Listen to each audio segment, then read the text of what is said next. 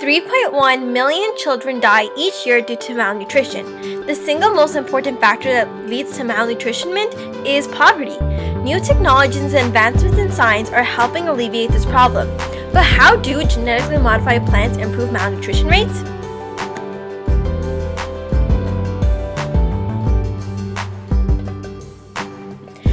Malnutrition, according to UXL Complete Life, is defined as a physical state of overall poor health.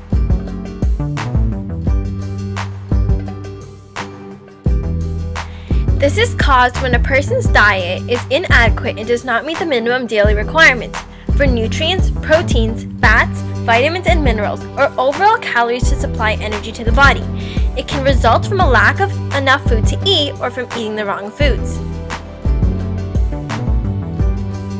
The people at most risk include infants, children, pregnant women, and the elderly. UNICEF reports that nearly half of all deaths in children under 5 are attributable to undernutrition.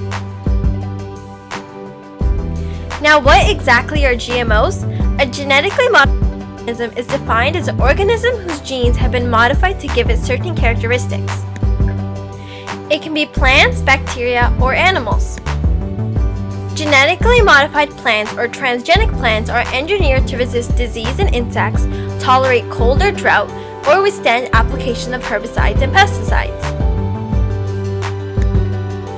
Genetic engineering involves changing an organism's genes to give it a different set of instructions. To make this happen, scientists read the genetic code of an organism. They then isolate the gene of interest. The genes are copied and added to the DNA of a plant of interest. This is done through the use of vectors that change the DNA of the cells. They infect the plant using disarmed agrobacterium or by shooting gene guns. GMOs ensure food security by increasing crop yields, increasing crop varieties, enhancing a crop's nutritional values, and improving storability. An example of this is herbicide-resistant plants. Herbicide is a chemical used to kill plants, especially weeds. They produce plants that can withstand large amounts of herbicides so farmers can kill more weeds without harming crops. This already works in some crops such as glyphosate-resistant crops. The commercial name is known as Roundup Ready. They are not killed by commercial herbicide glyphosate, and farmers can spray entire fields with glyphosate to kill weeds. It's common in soybeans. In the year 2000, about half the American soybean crop was genetically engineered to be herbicide resistant, and by 2011, 94% of the crops were herbicide resistant. Pest resistance is another example. Pests are insects or other organisms that eat crops, including cotton or corn.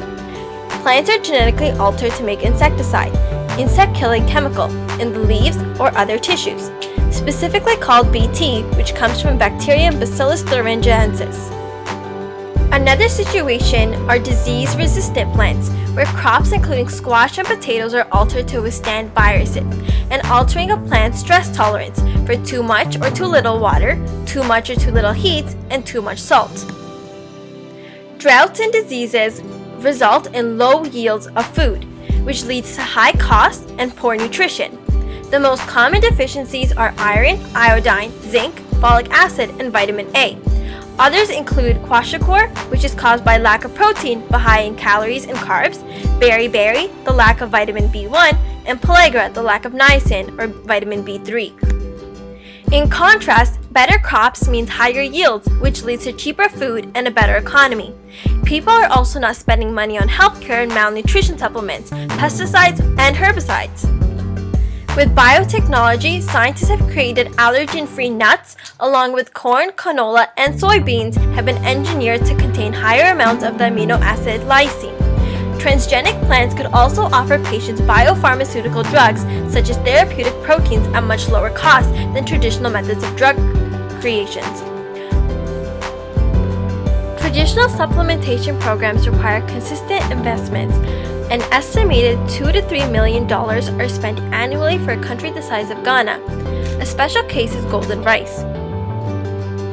Golden rice is genetically modified to have vitamin A. Vitamin A deficiency affects 1/3 of the children in the world under the age of 5, and it is a leading cause of childhood blindness. It took 7 years to make the proper gene for the golden rice, but it only takes 1/3 cup of dry rice a day to prevent vitamin A deficiency in a child. There is a common misconception that the new genes in GMOs may be toxic. In golden rice, the only new protein to the human diet is a bacterial gene, and the others are commonly consumed proteins. The new bacterial protein has actually been scientifically proven to be both non-toxic and non-allergenic. For golden rice, the GM company Syngenta has agreed to provide free GR2 seeds to farmers making less than $10,000 per year, which is about 99% of the target population. Once the farmers have these seeds, no further investment would be needed. For the 70% of the world's poor who live in rural areas, agriculture is the main source of income and employment. In fact, farming can account for up to 40% of a nation's income.